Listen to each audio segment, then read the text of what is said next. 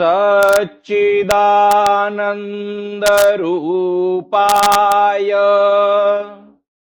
विश्वोत्पत्त्यादिहेतवे तापत्रय विनाशाय श्रीकृष्णाय वयं नुमः।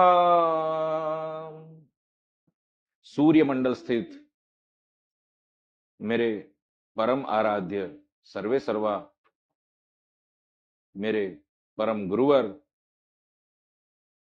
साक्षात भगवान श्री सूर्य नारायण को बारंबार प्रणाम, उनका ध्यान करते हुए, उनकी वंदना करते हुए अज्ञानतिमिरान्धस्य ज्ञानाञ्जनशलाकया चक्षुरुन्मीलितं येन तस्मै श्रीगुरवे नमः। तस्मै श्रीगुरवे नमः। जन्माद्यस्य यतोऽन्वयादितरत शार्थेष्वभिघ्नस्वराट् तेने ब्रह्महृदाय आदिकवये मुह्यन्ति यत्सूरयः तेजो वारिमृदां यथा विनिमयो यत्र त्रिसर्गो मृषा धाम्ना स्वेन सदा निरस्तकुहकम् सत्यं परं धीमहि। सत्यं परं धीमहि। धर्मः प्रोचितकैतवोऽत्र परमो निर्मत्सराणां सतां वेद्यं वास्तवमत्र वस्तु शिवदं तापत्रयोन्मूलनम्। श्रीमद्भागवते महामुनिकृते किं वा परैरीश्वरः सद्यो हृद्यवरुध्यतेऽत्र कृतिभिः शुश्रूषवे तत्क्षणात्। निगमकल्पतरोर्गलितं फलं शुकमुखादमृतद्रवसंयुतम् पिबत भागवतं रसमालयम् मुहुरहो रसिका भुवि भावुका। मुहुरहो रसिका भुवि भावुका।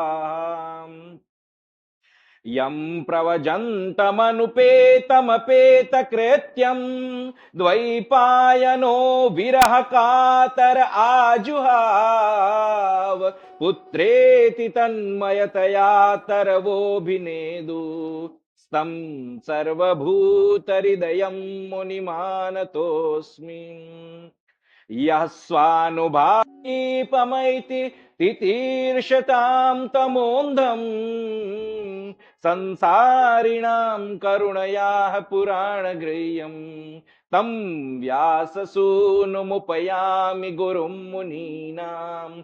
तं व्याससूनुमुपैति ततो जयमुदीरयेत्। बोलो कृष्ण कन्हैया लाल की जय। श्री गोवर्धननाथ की जय। श्री गिरिराज धरण की जय। श्री वृंदावन बिहारी लाल की जय। ओ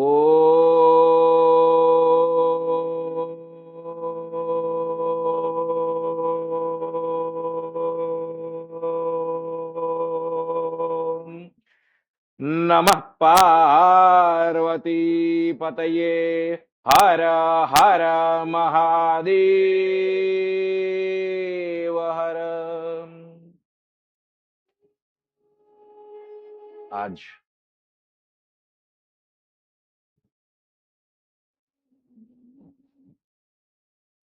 अंतिम दिन और जैसे कि कल बताया गया था, आज हम युगल गीत, भगवान को अत्यंत प्रिय एवं उनके निज परिकर गण, जिनको श्रवण करते ही अत्यंत आनंद विभोर हो जाते हैं, तो उस युगल गीत, उनके भावार्थ को हम यहां श्रवण करेंगे। सुखदेव जी यहां पे कहते हैं कि परीक्षित, भगवान श्री कृष्णचंद्र, नंद किशोर, श्याम सुंदर, नटनागर, ये जब ग्वाल वहीं पे चला जाता था,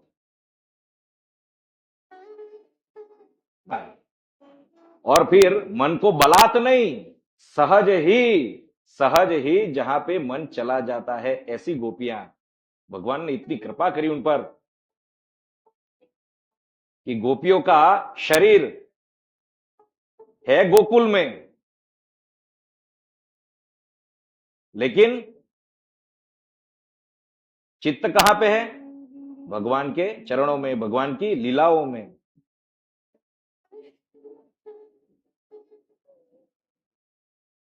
और यहां पे युगल गीत का वर्णन करते हुए सुखदेव जी कहते हैं कि गोपियां एक दूसरे से भगवान श्री कृष्णचंद्र की लीला के विषय में कहती थी।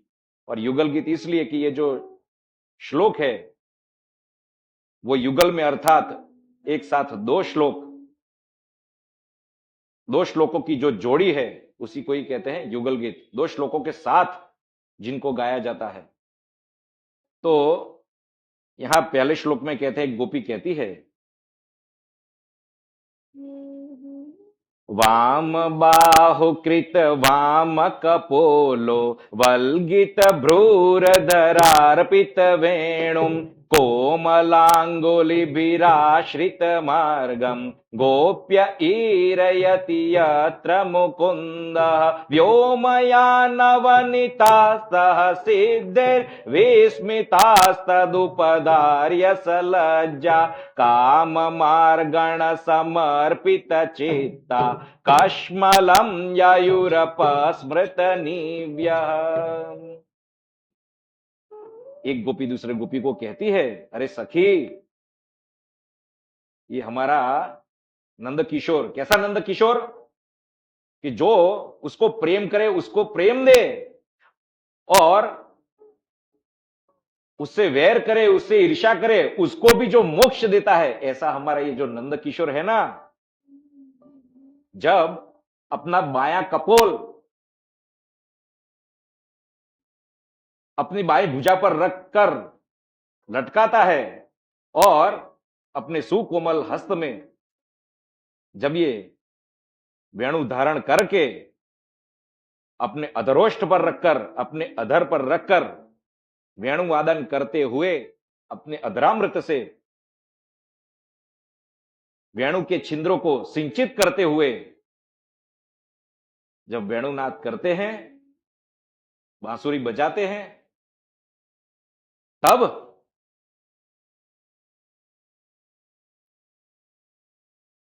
जो उनकी भौएं, वो भौएं उनको नचाते हुए बांसुरी के नाद को छेड़ते हुए जब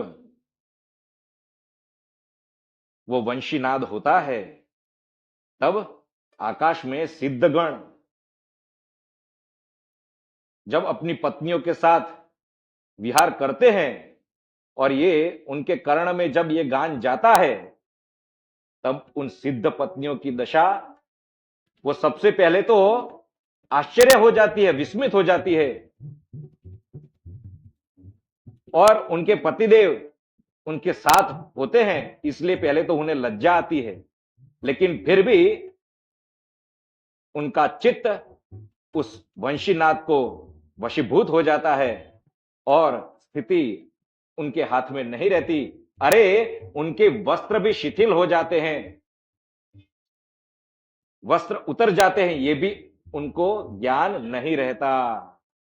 ऐसे कामुक हो जाती है और मूर्छित हो जाती है।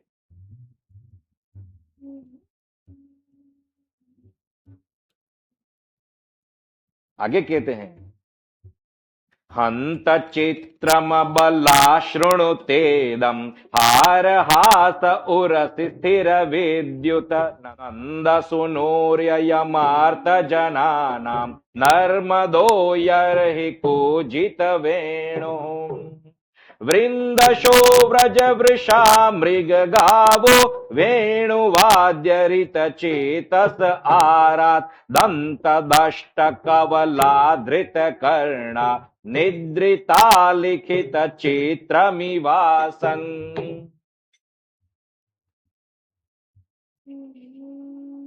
यहां पे एक सखी दूसरी सखी को कहती है, ये अपना श्याम सुंदर है ना, वो जब हंसता है ना, तब जो हास्य रेखाएं जो प्रकट होती है वो हार के समान दिखती है। तो सखी ने पूछा, कैसे हास्य रेखाएं हार के समान कैसे होती है? तो कहते हैं कि उनके गले में जो हार है ना, उसी हार में ये हास्य रेखाएं मिल जाती है और फिर हार की भांति चमकने लगती है। आगे कहते हैं, और क्या होता है सखी? तो कहते हैं, उनके वक्षस्थल में, कैसा वक्षस्थल? तो कहते हैं, ये जो मेघश्याम सरीखा जो वक्षस्थल है ना, उनमें श्री वत्स का चिन्ह एक बिजली के समान, एक विद्युत के समान स्थित होता है। तो जैसे मेघश्याम बादल में विद्युत दिखाई देता हो, बिजली चमकती हो, ऐसा भगवान का स्वरूप होता है।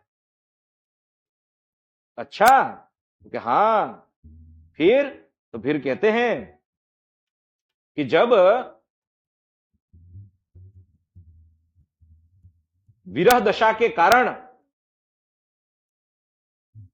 उनके परिकर गण, उनके सखा, उनकी सखियां, ये जब मृत प्राय हो जाती है, तब उनके प्राणों को संचारित करते हुए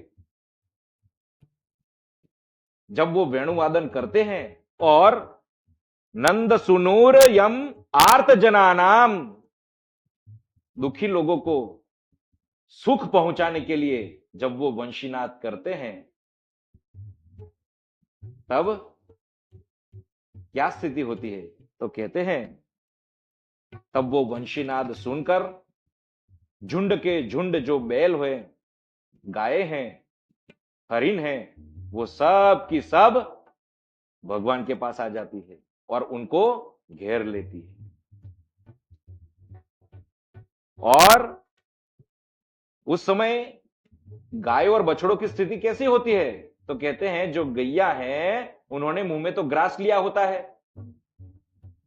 तो चबाना भूल जाती है, न तो वो निगल पाती है, न तो उगल सकती है, और अपने कर्णरंध्रों को ऊंचा करके स्थित हो जाती है, जैसे सो गई हो।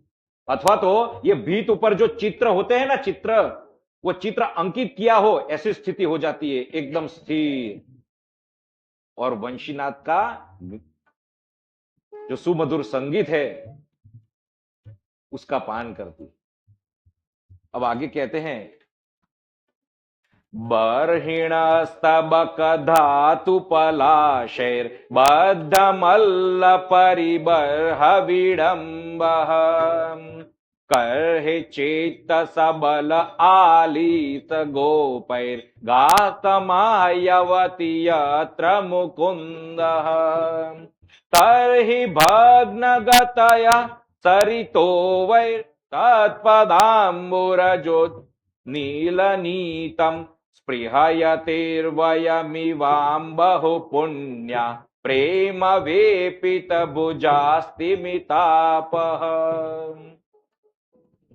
कहते हैं, अरे सखी, जो श्याम सुंदर है ना, क्या क्या करता है जानते हो? ये अपने आप को ऐसा संवारता है, मयूर पिच्छों से शोभित मुकुट को धारण करके अपने घुंघराली जो अलके हैं ना, उनमें फूलों को खोसकर अनेक रंग बेरंगी भिन्न भिन्न रंगों की धातुओं को धारण करता है और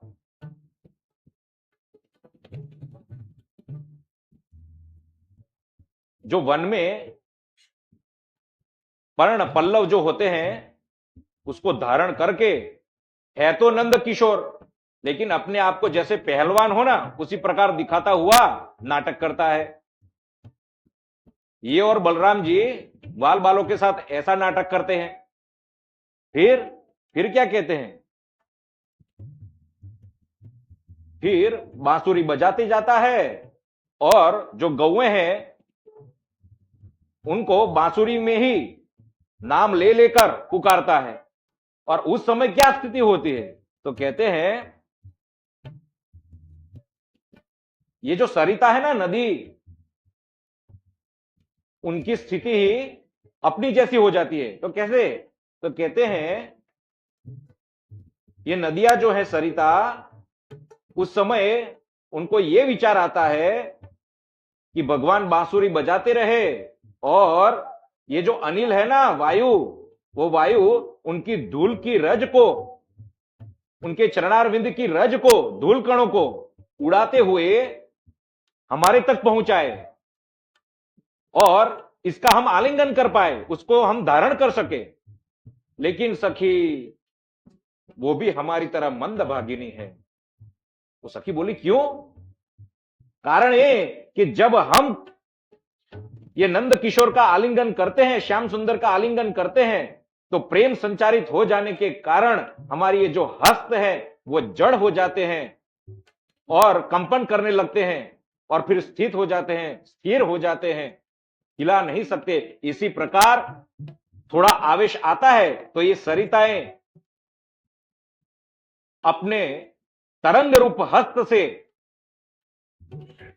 3-4 बार उठती तो है, अपना हाथ उठाते तो है, तरंग रूप से हाथ उठाते तो है, लेकिन फिर वही शांत हो जाते हैं और देखती ही रहती है, देखती ही यही। तो नदियों की भी जो यही स्थिति होती है, ऐसा है वंशी वादन जो सरिता को भी आकर्षित कर। आगे कहते हैं अनुचरय समनुवर्णितंतिर वेणुनायवति गासयदाहि वृषणलतास्तरव आत्मनि विष्णुं व्यञ्जयन्त्य इव पुष्पफलाढ्या प्रणत भार विटपा मधुधारा। अनंत ऐश्वर्य है जिनका, अचिंत्य ऐश्वर्य है, ऐसे नारायण, जब ऐसे नारायण का देवताएं लोग गान करते हैं, उनकी स्तुति करते हैं, आराधना करते हैं, उसी प्रकार यहां पे इस भूलोक पर ये जो ग्वाल बाले हैं ना, ये परम सुंदर, नयनों को आकर्षित करने वाले ऐसे नटराज, नागर नटवर, ऐसे कृष्ण के जब गुणगान गाते हैं ना, और तब उस गुणगानों से प्रसन्न होकर ये नंद किशोर क्या करता है, तो कहते हैं बांसुरी बजाता है और बांसुरी बजाते बजाते कहां पहुंच जाता है, वृंदावन में बांसुरी बजाता है और बांसुरी बजाते बजाते गिरिराज की तलहटी में पहुंच जाता है। ये दो जगह ऐसी है जहां पे आनंदित होकर वो जब वेणुवादन करते हैं तब क्या होता है, तो कहते हैं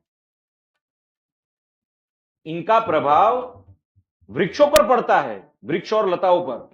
सखी बोली वो कैसे, तो कहते हैं जैसे ही वेणुवादन शुरू हुआ, वंशीनाद हुआ, जो वृक्ष लताएं हैं उनकी डालियां हैं, उन पर फल और फूल विकसित हो जाते हैं डालियां उस भार के कारण जैसे भगवान को प्रणाम करती हो, उस प्रकार धरती को स्पर्श करती है। और तो और क्या होता है, तो कहते हैं उस समय उनके अंदर रहे परमात्मा ऐसे विष्णु जैसे कि प्रसन्न हो रहे हो, और उस प्रसन्नावस्था में वो अपने अंदर से मधुधारा प्रज्वलित करती है, मधुधारा का प्रवाह बाहर उमेड़ती है। जैसे बछड़े को देखकर गाय प्रज्वलित होती है, अपने दूध को बहाती है, उसी प्रकार यहां पे वृक्षों की भी वही स्थिति हो जाती है। रोम रोम उनके खिल उठते हैं। ऐसा है भगवान का वंशीवाद। आगे कहते हैं, दर्शनीय तिलको वनमाला दिव्य गंध तुलसी मधुमत्तै अलिकुलैर लघु गीतमभीष्टम् आद्रियन्यर्हि संधित वेणु सरसि सारस हंस विहंगाश्चारु गीतरित चेतस ऐत्य हरिमुपासत ते यत चित्ता हंत मीलित दृशो धृत मौना। सखी कहती है, इस विश्व में जो सबसे सुंदर है, सुंदरों में सुंदर, वो क्या है? वो सखी बोली, वो तो अपने श्याम सुंदर का मुखारविंद, उससे सुंदर और क्या हो सकता है? यही तो मैं कहना चाहती हूं। उसी मेघ श्याम जैसे वदन पर जो तिलक होता है ना, तो तिलक इतना सुंदर लगता है। दर्शनीय तिलको वनमाला, वो तिलक की शोभा अनूठी हो जाती है। दूसरी सखी कहती है, मैं तो ये मानती हूं ये तिलक के कारण उनका मुखारविंद शोभता है। और वो सखी कहती है, अरे वो तिलक की शोभा बढ़ जाती है, वो श्याम सुंदर के मुख के कारण वो तिलक की शोभा बढ़ जाती है। फिर कहते हैं, ये जो वनमाला पहनते हैं ना घुटनों तक की, वो वनमाला जो है वो तो तुलसी की है, और तुलसी उनको बहुत प्रिय है। जो दिव्य तुलसी, जो तुलसी है, उसकी गंध उनको बहुत प्रिय है। और कहते हैं, ये तुलसी की गंध से भंवरे आकर्षित होकर उनके आसपास ही मंडरा रहते हैं और फिर गुंजन करने लगते हैं। और उस गुंजन का आदर करते हुए, तुलसी की गंध से आकर्षित होकर जो भंवरे गुंजन करते हैं, उस गुंजन का आदर करते हुए भगवान जैसे भंवरे गुंजन करते हैं, उसके ही स्वर में अपने वंशी के नाद के स्वर को मिलाते हुए वंशी वादन करते हैं। और उस समय क्या स्थिति होती है, तो कहते हैं जो आसपास हंस, सारस, चातक ऐसे जो दैवी पक्षी हैं, वो भगवान के आसपास आ जाते हैं और आंखें मूंद कर जैसे परम हंस हो, परमानंद का ध्यान करते हो, परम आनंद प्राप्त करते हो, उसी प्रकार मौन व्रत धारण करके समाधिस्थ होकर बैठ जाते हैं और उसी वंशीनाथ का आनंद लेते हैं। तो ये जो हंस, सारस ऐसे जो देवी पक्षी कहे गए, वो ऋषि मुनियों की भांति, परमहंसों की भांति मौन व्रत धारण करके वंशीनाथ का आनंद लेकर परमानंद में डूब जाते हैं। आगे कहते हैं, सहबलास्त्रगवंत सविलासः सानुसूक्षिति भृतो व्रज देव्यः हर्षयन्यर्हि वेणुरणेव जात हर्ष उपरम्भति विश्वम् महदतिक्रमण शंकित चेता मंद मंद मनुगर्जति मेघः सुहृदमभ्यवर्षत सुमनोभिश्छायया च विदधत् प्रतपत्रम्। जब बलराम जी के साथ ये नंद किशोर श्याम सुंदर, हमारी ये जो श्याम सुंदर जो वन में पुष्प होते हैं उनके कुंडल बनाकर कर्णफूल को धारण करके अपने आप को सजाते हुए, वेणुनाद करते हुए, बंशी बजाते हुए जब गिरिराज जी के शिखर पर जाते हैं और वहां पे बांसुरी बजाते हुए विश्व को हर्षित करते हैं। अरे केवल हर्षित नहीं करते, पूरे विश्व को अपने बांसुरी के स्वर से आलिंगन करते हैं।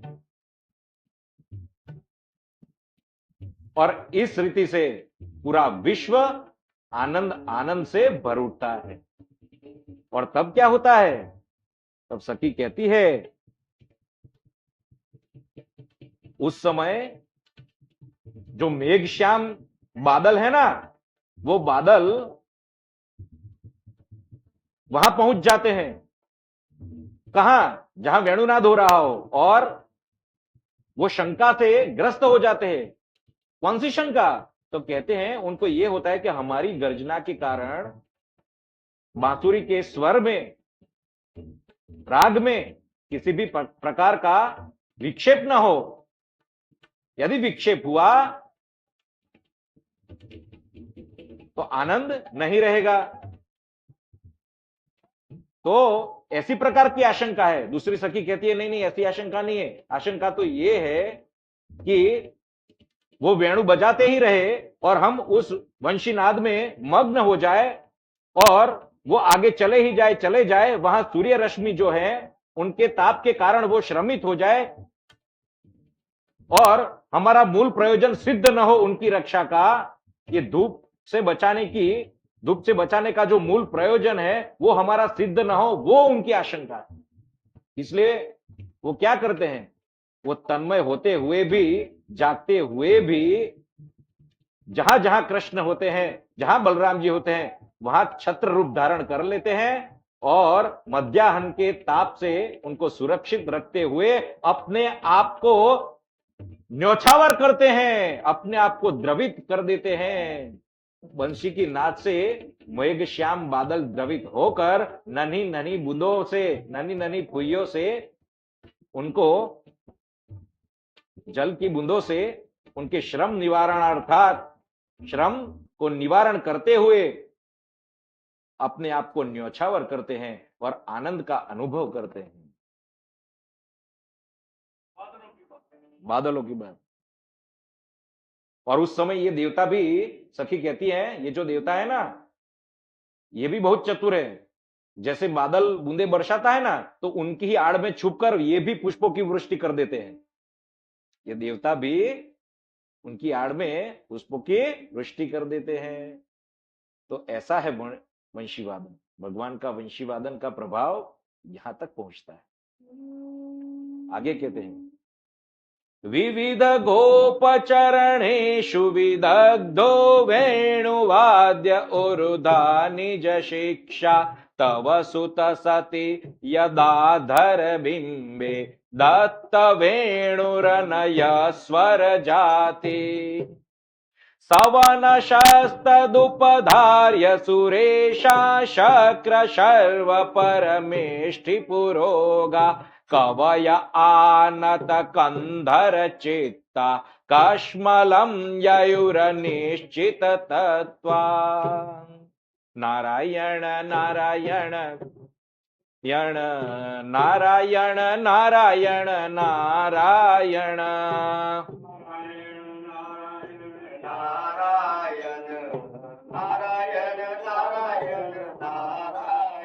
अब कहते हैं अरे यशो सखी, अब ये यशोदा जी को कह रहे हैं तूने बहुत पुण्य किया है, तेरा ये जो लाला है ना बहुत चतुर है, अनेक कलाओं से निपुण है। तो कैसे? तो कहते हैं वो गैया चराने जाता है ग्वाल बालकों के साथ, तो उनको अनेक प्रकार के खेल से आनंदित करता है, उनका मनोरंजन करता है। और और तो और एक बात कहूं, ये जो वंशी बजाता है ना, उसका कोई गुरु नहीं है, उसने अपने आप सीखा है। और ऐसी ऐसी तान छेड़ता है, ऋषभ निषाद आदि ऐसे ऐसे स्वर छेड़ता है कि उस स्वर से प्रभावित होते हुए ब्रह्मादि आदि, ब्रह्मा इंद्र शंकर, ये जो जो स्वयं संगीत में निपुण है, ये सभी, वो भी भगवान ने कौन सा राग छेड़ा है, मध्यम, सप्तक, कौन से ताल में गाया है, इसका भी निर्णय नहीं कर सकते। और ऐसे मोहित हो जाते हैं कि जहां से ध्वनि आती है उसी दिशा में अपने आप का, अपना मस्तक झुकाकर वहीं पे खड़े हो जाते हैं, स्थित हो जाते हैं। कुछ निर्णय नहीं ले पाते कि ये कौन सा राग है और कैसे स्फुरित हुआ और इनको किसने सिखाया। ऐसा वंशीवादन करो।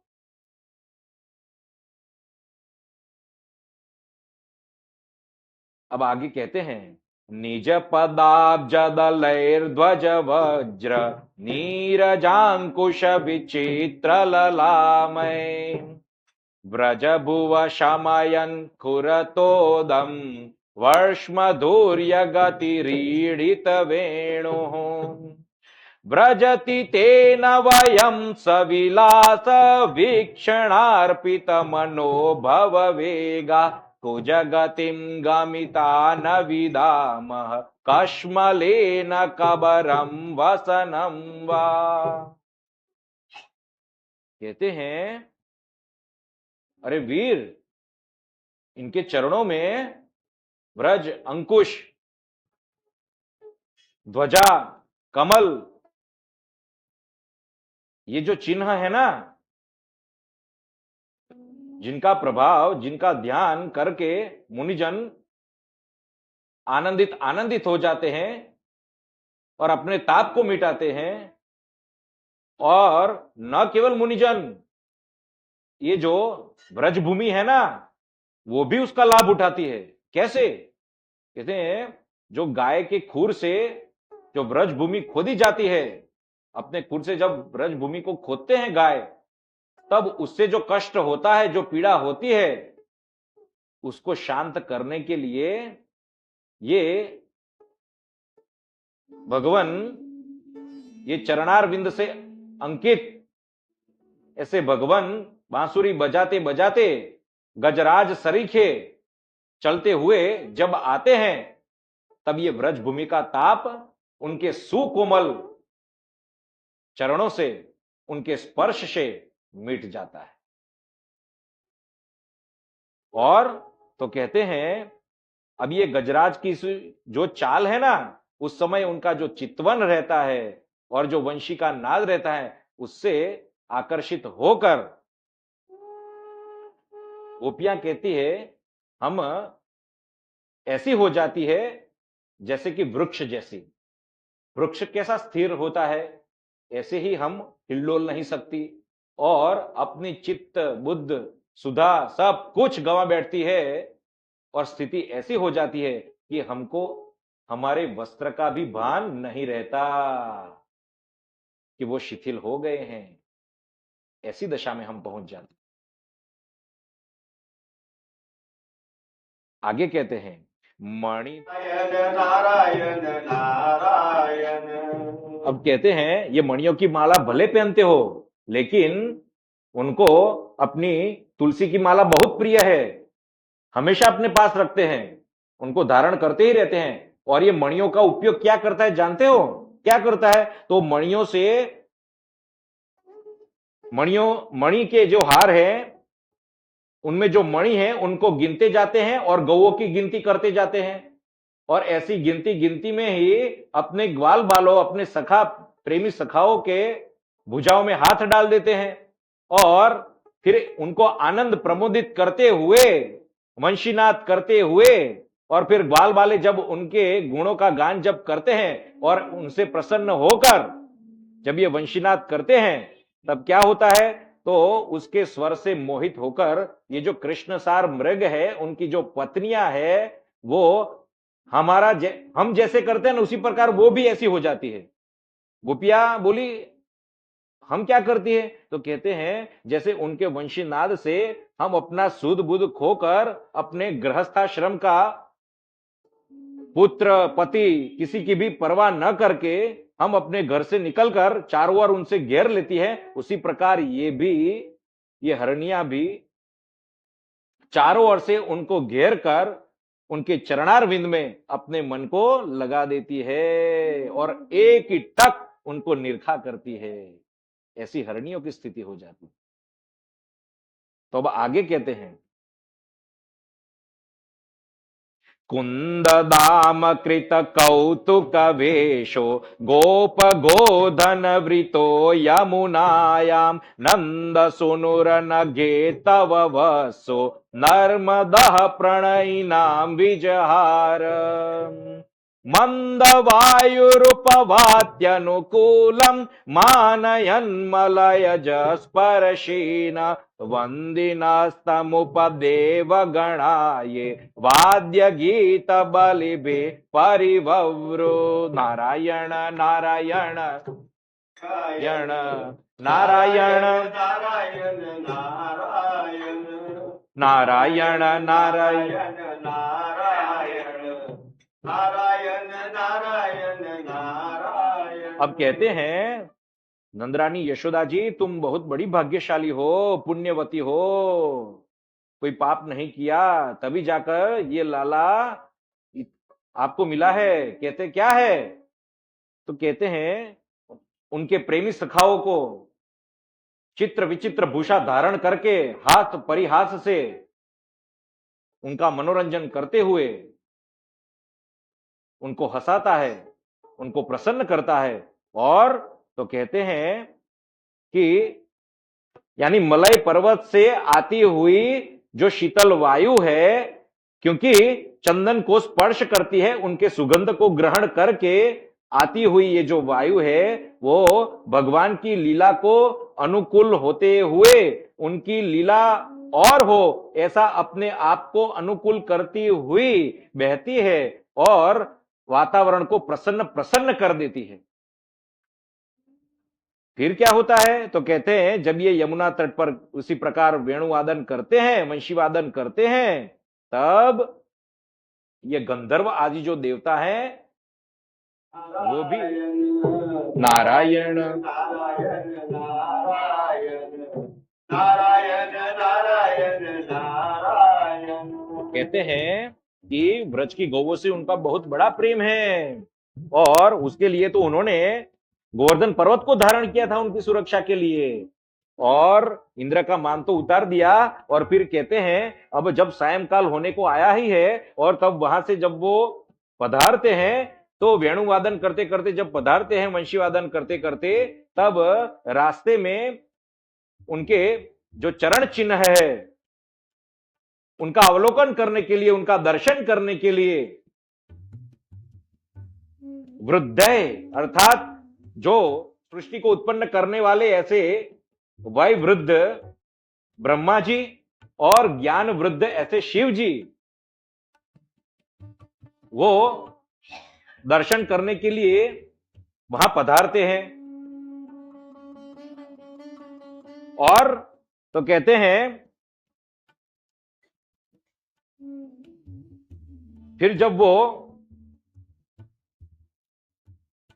ब्रज में लौटते हैं ना, तब गायों के पीछे वंशीनाद करते हुए ग्वाल बालों के बीच, कैसे ग्वाल बाल कि जो यशोगान कर रहे हैं, और तब गायों की खुर से जो धूल उड़ती है और वो उनकी वनमाला और उनके मुखार विंद पर जब जमा होती है तब उनकी जो शोभा होती है, और ये जो शोभा होती है ना, तब गोपियां कहते हैं हमारे पूरे दिन का जो विरह अग्नि जो ताप है उसको शांत करने के लिए जैसे कि देवकी की कूख से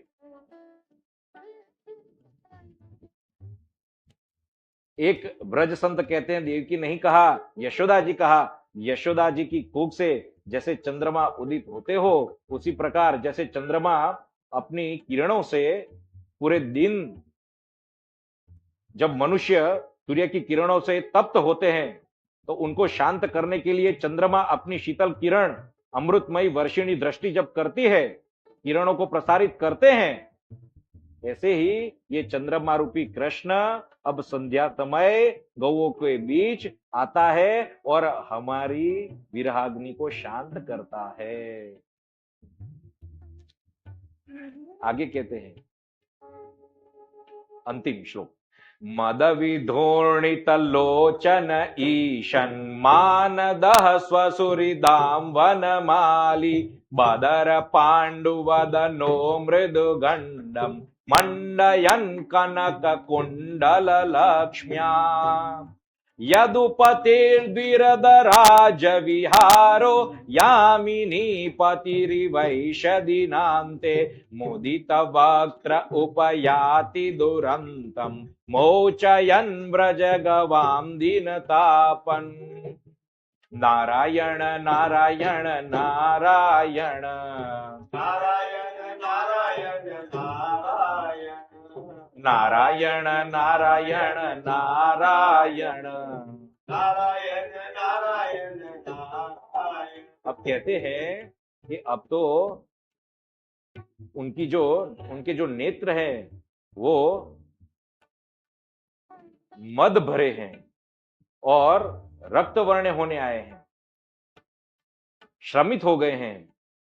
और कहते हैं अब क्या करते हैं, गले में वनमाला धारण की हुई है, वंशीनाद करते करते आ रहे हैं और सुवर्ण के कुंडल जो धारण किए हैं ना, उनके कारण, उनके प्रकाश के कारण उनके जो सुकोमल कपोल है ना, वो कपोल ऐसे जगमगाते हैं जैसे अध पके बेर होते हैं ना, अध पके बेर उनके वर्ण जैसे पीली पीली कांति, सुवर्णमयी कांति समान उनके ये सुकोमल कपोल जगमगते हैं, चमकते हैं। और उस समय भगवान का जो वदन है, प्रसन्न वदन, इतने प्रसन्न है भगवान कि अब प्रसन्न होकर अब ग्वाल बालों को विदाई करते हैं, उनको आलिंगन देते हुए उनको विदाई करते हैं।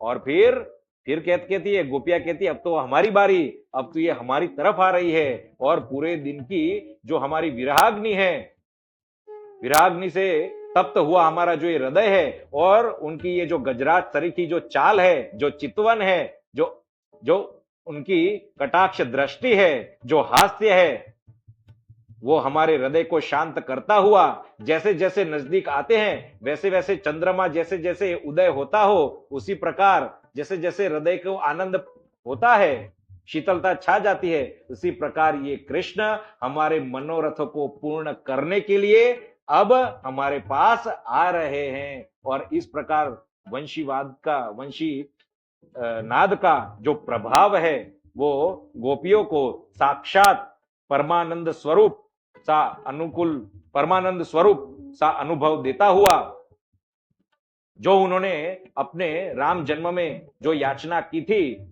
उस याचना का फल वंशीवादन के रूप में प्राप्त करते हुए गोपियां आनंद विभोर हो जाती हैं, रोम रोम पुलकित हो जाते हैं, अपने आप को धन्य धन्य मानती है। और यहां पे दिव्य ऐसा युगल गीत भगवान के चरणों में अर्पित करते हुए, बोलो कृष्ण कन्हैया लाल की जय, गोविंद जय जय, गोपाल जय जय, गोविंद जय जय, गोपाल जय जय, गोविंद जय जय, गोपाल जय जय, गोविंद जय जय, गोपाल जय जय, राधा रमण हरि गोविंद जय जय, राधा रमण हरि गोविंद जय जय, हे कृष्ण गोविंद हरे मुरारी, हे कृष्ण गोविंद हरे मुरारी, हे नाथ नारायण वासुदेव, हे नाथ नारायण वासुदेव, जिहवे पिबा स्वामृतमित देव, जिहवे गोविंद दामोदर माधवेति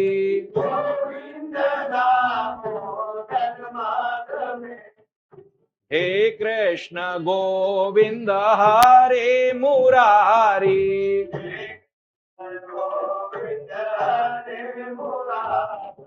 हे नाथ नारायण वासुदेव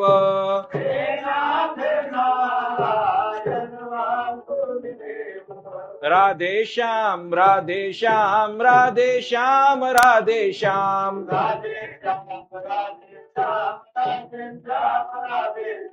राधे श्याम राधे श्याम राधे श्याम राधे श्याम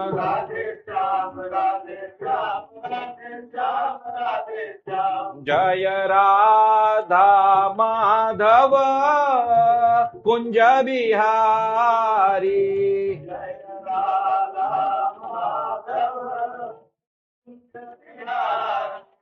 जय राधा माधव कुंज बिहारी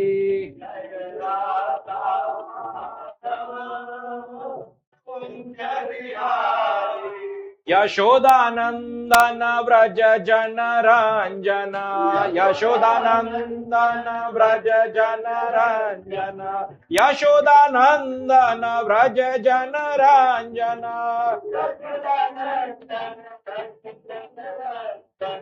यमुना तीरा वन्यचारी यमुना तीरा वन्यचारी जय राधा माधव कुंज बिहारी जय राधा माधव कुंज बिहारी राधे कृष्ण राधे कृष्ण राधे कृष्ण राधे कृष्ण राधे कृष्ण राधे कृष्ण राधे कृष्ण राधे कृष्ण सीताराम सीताराम सीताराम सीताराम सीताराम सीताराम सीताराम सीताराम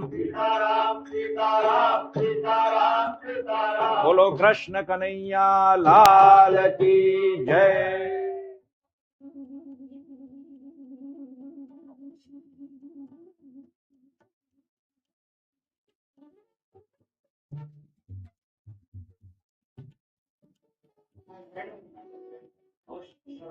युगल गीत युगल युगल युगल गीत इसलिए तो युगल युगल में गाए।